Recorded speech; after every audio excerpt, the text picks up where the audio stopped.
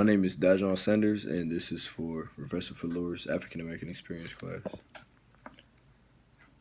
From the beginning of the semester, all the way up until now, my outlook on the African American experience has only grown. The African American experience is and has been gruesome.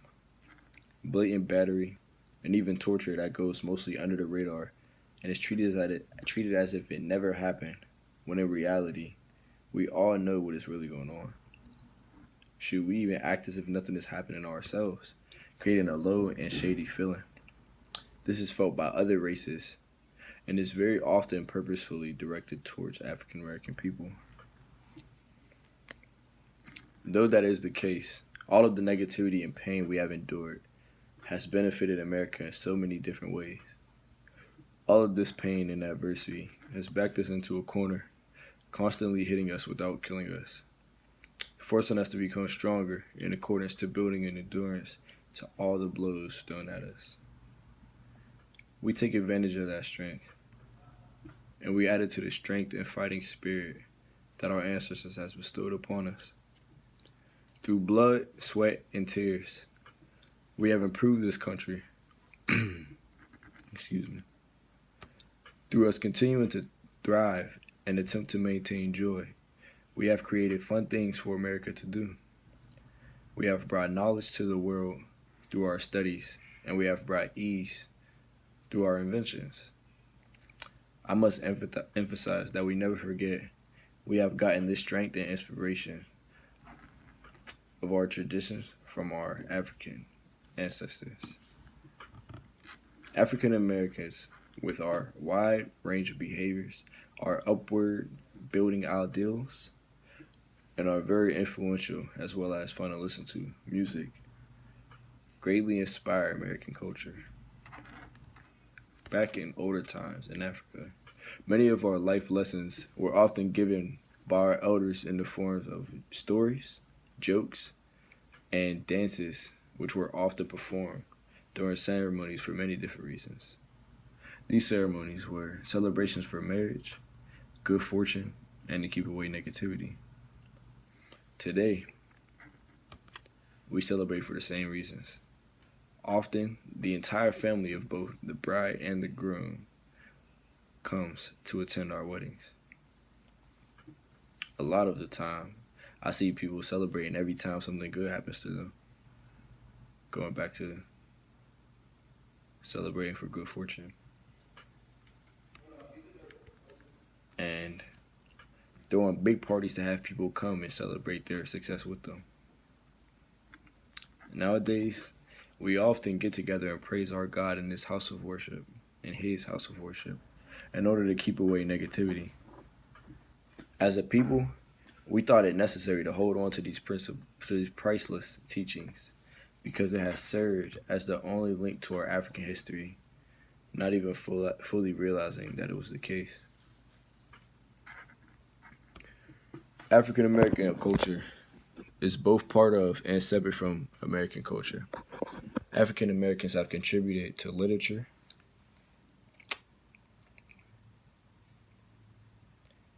agricultural skills, food, clothing, dance, and even language to American culture. There are distinctive patterns of language that is used among African Americans that arose as creative responses to the hardships imposed on the African American community. Slave owners forced African Americans to create a language that allowed them to communicate effectively with one another. Slaves were not allowed the opportunity to read and write because most slave owners thought they would find a way to buy their freedom if they knew how to read and write. Significant numbers of people still speak some of the Creole languages they used to communicate so many years ago. Agriculture and food is also a unique aspect of African American culture. The cultivation and use of many agricultural products, such as yams, peanuts, rice, okra, grits, and cotton, can be traced to African and African American influences. Leaving slavery, we had to go through a state of realizing we were human. This realization wasn't only for us, it was also for the rest of the residents here in America.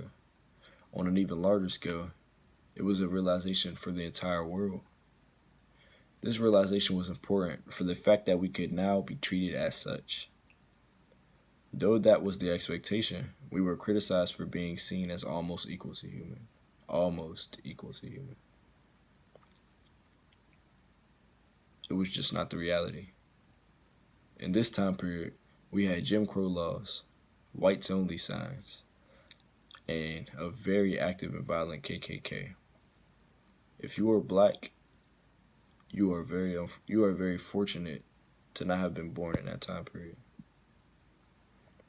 White people couldn't stand the fact that we wanted better for ourselves.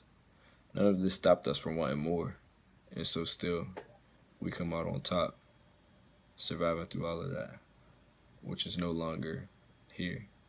The Jim Crow laws, the whites only signs, and active and violent KKK. KKK still is here, by the way. The roles of importance that we play here in America just may amaze you. African American figures like Langston Hughes and Thurgood Marshall have left huge marks in their lifetimes. Langston Hughes contributed creativity and renovation to poetry for generations to come.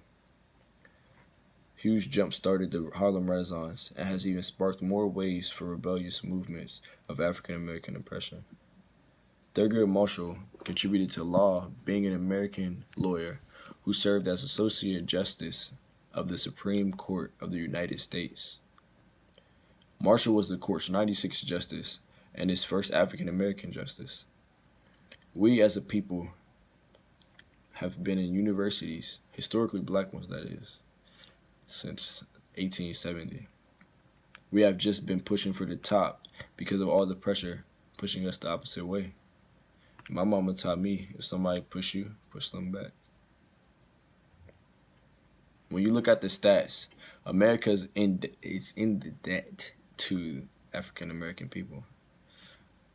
We have contributed so much and have not received nearly as much as we deserve for our efforts and our purposefully inflicted damages. Something has got to change. We cannot continue to contribute so much to a place that clearly does not appreciate us. If the African American people are going to continue on the path that we're heading down, we're better off going back to Africa. At least there, we can contribute to a place that was once ours and can be ours again. Won't that be a wise decision to make?